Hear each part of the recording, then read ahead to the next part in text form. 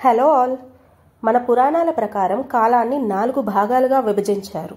దాన్ని కొందరు యుగాలు అంటారు, మరికొందరు భగవంతుని అవతారాలుగా వర్ణిస్తారు. ప్రతి యుగంలోనూ ఒక యుద్ధ క్షేత్రం, ఒక యుద్ధ కారకం, ఒక నినాదం ఉద్భవించాయి. మొదటి యుగంలో ఒక రాక్షసుడు వేదాలను దొంగిలించి సముద్రం అడుగున దాక్కున్నాడు. దాన్ని భగవంతుడు యుద్ధం చేసి మళ్లీ తిరిగి తీసుకువచ్చాడు.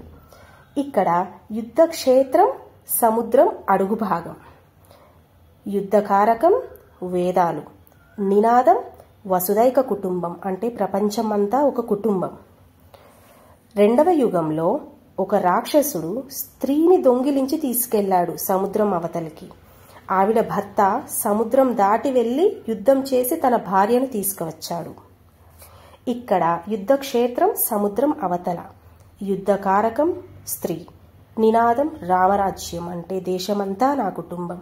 మూడవ యుగంలో ఇద్దరు అన్నదమ్ముల పిల్లలు ఈ రాజ్యం నేను పరిపాలించాలి అంటే నేను పరిపాలించాలి అనే కోరికతో ఇద్దరి మధ్యలో ఉన్న కురుక్షేత్రం అనే ప్రాంతంలో యుద్ధం చేశారు. ఇక్కడ యుద్ధ క్షేత్రం ఇద్దరి మధ్యలోని కురుక్షేత్రం అనే ఒక ప్రాంతం, యుద్ధ కారకం రాజ్యం భూమి, నినాదం నా కుటుంబం మాత్రమే నా కుటుంబం. ప్రతి యుగంలోనూ యుద్ధ క్షేత్రం మనిషి దగ్గరికి చేరుస్తూనే ఉంది, యుద్ధ కారకం విలువ తగ్గుతూనే ఉంది. అలాగే ఇప్పుడు ఆ యుద్ధ క్షేత్రం మనిషి మస్తిష్కంలోకి వచ్చింది. యుద్ధ కారకం విలువ క్షీణించి ఒక కాగితంలా మారింది. దాన్ని కొందరు రూపాయి అంటారు, రూబీ అంటారు, కొందరు యూరో అంటారు, మరికొందరు డాలర్ అంటారు. ఇక్కడ నినాదం నేను మాత్రమే నా కుటుంబం. ఇక్కడ ప్రతి మనిషి తనతో తాను ఆ కాగితపు ముక్కల కోసం ప్రతిరోజు యుద్ధం చేస్తాడు.